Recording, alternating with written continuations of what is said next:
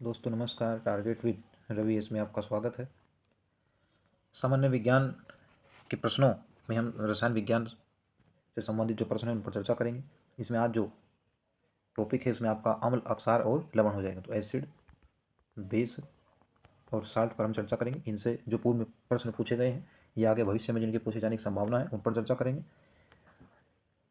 सामान्य विज्ञान से यूपीपीसीएस प्रारंभिक परीक्षा, बीपीएससी प्रारंभिक परीक्षा, अभी एनटीपीसी जिसका सीबीटी 1 और 2 एग्ज़ाम होते हैं, इसमें जो भी सामान्य अध्ययन से प्रश्न पूछे जाते हैं उनमें सामान्य विज्ञान के कई जो है प्रश्न पूछे जाते हैं। तो विभिन्न प्रश्न पत्रों की दृष्टि से, विभिन्न एग्जाम की दृष्टि से सामान्य विज्ञान में रसायन विज्ञान, जीव विज्ञान तथा भौतिक विज्ञान से संबंधित जो प्रश्न हैं पूछे जाते हैं और उन्हीं के लिए हम एक श्रृंखला शुरू कर रहे हैं। इसमें रसायन विज्ञान, भौतिक विज्ञान तथा जीव विज्ञान ये तीनों विषय शामिल है। आइए शुरू करते हैं कि अम्ल क्या है। अम्ल क्या है? तो अम्ल ऐसे यौगिक हैं जिनमें एक या एक से अधिक विस्थापन हाइड्रोजन परमाणु विद्यमान होते हैं। अम्लों की स्वाद, इनका जो अगर प्रकृति देखें तो इनका स्वाद खट्टा होता है। अम्लों का स्वाद जो खट्टा होता है और यह नीले लिटमस को लाल कर देते हैं। तो नीले लिटमस को लाल करने का गुण जो है वो अम्लों में होता है। इसके साथ ही ये धातुओं से क्रिया करके अम्ल धातु से क्रिया करके हाइड्रोजन गैस मुक्त करते हैं। तो हाइड्रोजन गैस ये अम्ल जो है तब मुक्त करते हैं जब वे किसी धातु से क्रिया करते हैं। दूसरा हो जाएगा अक्षार, या अभी जो है अम्ल से देखते हैं। आर्हेनियस का जो आयनिक सिद्धांत है उसके अनुसार जो परिभाषा अम्लों की दी गई है उनके अनुसार कि अम्ल जो है वो जल में घुल करके हाइड्रोजन प्लस आयन जो है देते हैं, हाइड्रोनियम आयन से वो देते हैं। तो H ये प्लस हो जाएगा और Cl माइनस हो जाएगा। तो H प्लस जो प्रोटोन है तो उसे हम जो है ये प्रोटोन देने की जो प्रवृत्ति रखता है वह अम्ल हो जाएगा। दूसरा है इसमें अक्षार है। तो ऐसे पदार्थ या ऐसे यौगिक जो धातुओं अथवा जो धातुएं हैं उनके सदस्य या उनके समक्ष जो है आचरण करने वाले यह मूल यौगिक हैं, जो अम्ल से क्रिया करके, अगर अम्ल अक्षार से क्रिया करेगा तो वह लवण का निर्माण करते हैं। जलीय विलयन में अक्षार की जो विशेषता होती है, यह जलीय विलयन में हाइड्रोक्साइड आयन को जो है मुक्त करते हैं, जैसे NaOH यानी सोडियम हाइड्रोक्साइड। जलीय विलयन में ये सोडियम धातु Na पॉजिटिव और OH जो है नेगेटिव आयन देता है। तो सोडियम हाइड्रोक्साइड क्या है? प्रबल अक्षार। आगे दिया है इसमें लवण। तो लवण का जो निर्माण होता है वह उदासीनीकरण यानी नेचुरलाइजेशन रिएक्शंस के द्वारा होता है। यह अवक्रिया जब कोई अम्ल मान लीजिए HCl है, ये किसी अक्षार यानी NaOH से अवक्रिया करता है तो यह sodium chloride NaCl plus H2 ये जल जो है बाहर निकाल देगा। इसका मतलब जो NaCl बना है, तो ये जो पदार्थ बना है अम्ल तथा अक्षार की परस्पर क्रिया से, इसे हम साल्ट यानी लवण कहते हैं। सोडियम क्लोराइड क्या है? इसमें एक साल्ट है, जबकि HCl एक एसिड है और सोडियम हाइड्रोक्साइड क्या है? एक अक्षार। तो इसी से संबंधित जो प्रश्न पूछे गए हैं उन पर हम चर्चा करेंगे। पहला प्रश्न है, अम्ल वह पदार्थ है जो इलेक्ट्रॉन ग्रहण करता है, इलेक्ट्रॉन प्रदान करता है या प्रोटॉन देता है। तो इसमें एक का आपका ऑप्शन जो है सी सही हो जाएगा। दूसरा प्रश्न है, भस्म वह पदार्थ है यानी बेस वह पदार्थ है जो प्रोटॉन ग्रहण करता है। ये OH नेगेटिव वाला होता है, ये H प्लस को जो है ग्रहण करता है और H2 आयन जो है ये बनता है। H2 जो कि इसमें बन जाएगा, तो ये प्रोटॉन को ग्रहण करता है। तीसरा क्वेश्चन है, अम्ल व भस्मों की अभिक्रिया के फलस्वरूप जो बने पदार्थ है, अभी हमने चर्चा की उदासीनीकरण अभिक्रिया से लवण बनता है। क्वेश्चन नंबर 4 है, उदासीनीकरण अभिक्रिया में क्या बनता है? तो लवण बनता है। अम्ल एवं भस्म के परीक्षण के लिए किसका उपयोग किया जाता है? तो इसमें आपका लिटमस पत्र का जो है परीक्षण किया जाता है। इसमें अम्ल नीले लिटमस को लाल कर देता है, वो ब्लू टू रेड करता है, जबकि भस्म जो है इसका उल्टा करता है। तो option A is right answer. Question number 6 है, नीले लिटमस पत्र को लाल कौन कर देता है? तो इसमें आपका 6 का ए सही हो जाएगा, अम्ल हो जाएगा। अगला प्रश्न है, लाल लिटमस पत्र को नीला कर देता है, तो ये बेस करेगा यानी भस्म करेगा, 7 का भी हो जाएगा। जल में घुलनशील बेस को क्या कहते हैं? जो जल में जो है अक्षार जो घुलते हैं उन्हें हम क्या कहते हैं? तो इसमें आपका अक्षार हो जाएगा। अगला जैसे सोडियम हाइड्रोक्साइड, पोटेशियम हाइड्रोक्साइड। अगला प्रश्न है, निम्नलिखित में से कौन सा कथन सही है? तो इसमें कहा है, अक्षार में साबुन जैसी चिकनाहट होती है। लाल जो अक्षार है वह लाल लिटमस को नीला कर देता है, ये भी सही है। ये मुलायम होते हैं, अक्षार जो है वो साबुन की भांति मुलायम होते हैं, सॉफ्ट होते हैं। सभी अक्षार भस्म होते हैं, किंतु सभी भस्म जो है अक्षार नहीं होते। तो जैसे NaOH है, ये बेस भी है और जो आपका जो अक्षार है, अक्षार भी है तथा भस्म भी है। तो सभी अक्षार तो जो है भस्म होते हैं, लेकिन सभी भस्म जो अक्षार नहीं होते। ऑप्शन आपका डी इसमें सभी सत्य हो जाएगा। क्वेश्चन नंबर 10 है, सभी अम्ल जल में घुलकर क्या प्रदान करते हैं? तो जल में घुलकर जो प्रदान करते हैं वह H प्लस आयन यानी प्रोटोन आयन को वो मुक्त करते हैं। भस्मों का स्वाद कैसा होता है? तो भस्म का जो अम्ल का स्वाद तो खट्टा होता है, तो भस्मों का जो स्वाद होता है वह खारा होता है। Option A is right answer, या तीखा भी आप जो है कह सकते हैं।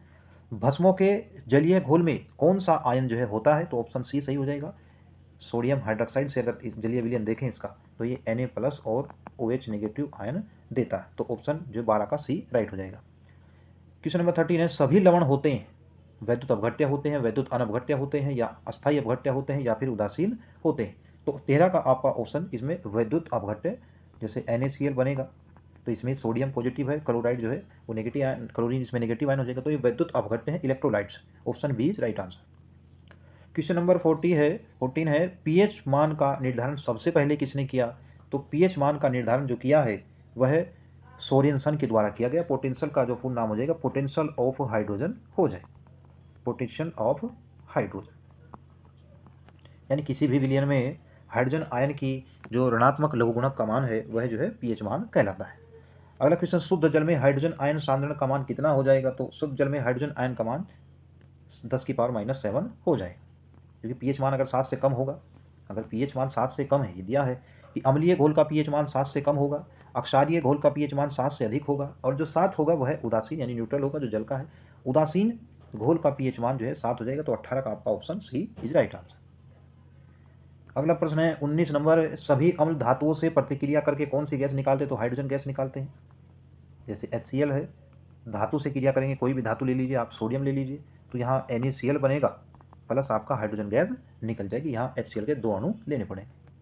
रक्त का पीएच मान क्या होता है, तो रक्त का जो पीएच मान है, चूंकि रक्त क्या है उसकी प्रकृति अक्षारीय होती है, तो 7.4 हो जाएगा।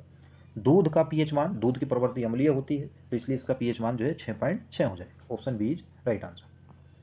हाइड्रोक्लोरिक अम्ल एसिटिक अम्ल से अधिक जो है शक्तिशाली है, यानी HCl स्ट्रोंगर है CH3COOH, इसमें CH3COOH एक जो है कार्बनिक एसिड है, जबकि HCl एक अकार्बनिक अम्ल है। ये कह रहा है कि अधिक शक्तिशाली क्यों है, क्योंकि इसमें हाइड्रोजन अणु की संख्या कम है, इसमें H+ आयन उत्पन्न करने हेतु संपूर्ण आयनित हो जाता है, इसमें क्लोरीन होता है या इसमें ऑक्सीजन नहीं होता, तो 22 का आपका ऑप्शन भी सही हो जाएगा, क्योंकि HCl आसानी से H+ आयन जो है मुक्त करता है, तो option B is right answer. Question number 23 है, जो लवण अम्लीय हाइड्रोजन परमाणु या हाइड्रोक्सिल आयन से मुक्त रहते हैं वह क्या कहलाते हैं, तो 23 का आपका ऑप्शन इसमें सही हो जाएगा, ए वो सामान्य लवण हो जाएगा। निम्नलिखित में से कौन सा सामान्य लवण नहीं है, sodium sulphate, sodium hydrogen sulphate, sodium phosphate, या फिर कैल्शियम सल्फेट। तो 24 का आपका ऑप्शन बी राइट हो जाएगा कि ये सामान्य लवण नहीं है, सोडियम हाइड्रोजन सल्फेट, क्योंकि इसमें हाइड्रोजन जो है, हाइड्रोजन इसके मध्य जो है उपस्थित है। जटिल लवण का उदाहरण क्या है, तो जटिल जो कॉम्प्लेक्स साल्ट है उसका जो है कौन सा उदाहरण है, तो इसमें K4FeCN का होल 6 हो जाएगा, या K2HGI का जो 4 हो जाएगा। तो इनमें से आपके 25 का आपका ऑप्शन जो है डी सही हो जाएगा। उपरोक्त जो सभी हैं वह कॉम्प्लेक्स साल्ट हैं, या आपके उप सहसंयोजन यौगिक में जो है माने जाते हैं। मोहर लवण किसका उदाहरण है, तो मोहर एक जो है वह संकर द्विक लवण है। मोहर लवण क्या है, एक द्विक लवण है, तो ऑप्शन सी राइट हो जाएगा। क्वेश्चन नंबर 27 है, सूची फर्स्ट को सूची सेकंड से सुमेलित करना है। एक तरफ सामान्य लवण दिया है, उसके बाद अम्लीय लवण है, अक्षारीय लवण है, उपरोक्त को जो है सूची फर्स्ट को इससे सूची से सेकंड से सुमेलित करना है। तो 27 का आपका ऑप्शन 20 में राइट हो जाएगा, यानी सामान्य लवण आपका बेरियम क्लोराइड हो जाएगा, अम्लीय लवण सोडियम बाइकार्बोनेट हो जाएगा, अक्षारीय लवण फेरिक हाइड्रोक्साइड हो जाएगा, जबकि द्विक लवण आपका फिटकरी यानी पोटास एलम हो जाए, जिसमें K2SO4 Al2SO4 का होल थ्राइस 24 H2O सभी जानते हैं, तो पोटास एलम द्विक लवण का उदाहरण। क्वेश्चन नंबर 28 है, निम्नलिखित में से कौन से कथन सही हैं। अम्ल स्वाद में खट्टे होते हैं तथा H+ आयन देते हैं, सही है। अम्ल स्वाद में खट्टे होते हैं OH आयन देते हैं, तो ये गलत हो जाएगा, हाइड्रोक्साइड आयन ये नहीं देते हैं। अक्षार स्वाद में कड़वे होते हैं तथा हाइड्रोक्साइड आयन देते हैं, तो 28 का आपका ऑप्शन ए सही हो जाएगा, केवल 1 और 3, क्योंकि अम्ल H+ आयन देते हैं, हाइड्रोक्साइड आयन अक्षार देते हैं। क्वेश्चन नंबर 29 है, हाइड्रोजन सभी अम्लों का आवश्यक अवयव है, यह कथन किसका है। सभी अम्लों में जो है हाइड्रोजन की उपस्थिति अति आवश्यक है, तो ये जो कथन है ये डेवी के द्वारा कहा गया है।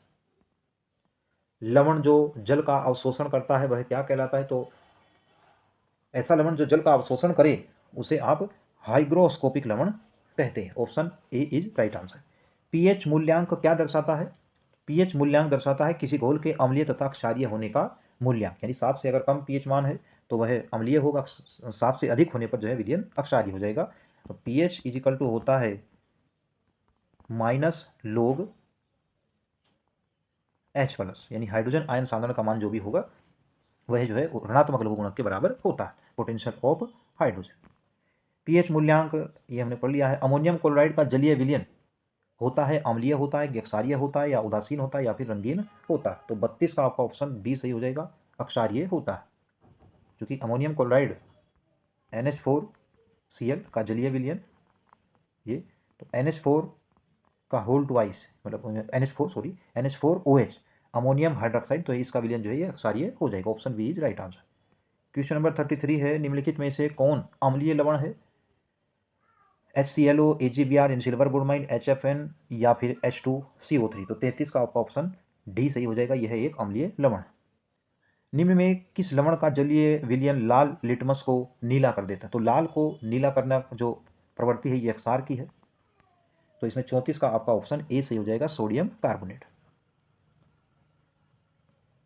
34 का है। क्वेश्चन नंबर 35 है, जलीय विलयन की अम्लता के परीक्षण के लिए कौन सा जो उपकरण है वह प्रयुक्त किया जाता है अम्लता के परीक्षण के लिए? तो 35 का आपका ऑप्शन सी सही हो जाएगा, पीएच मीटर।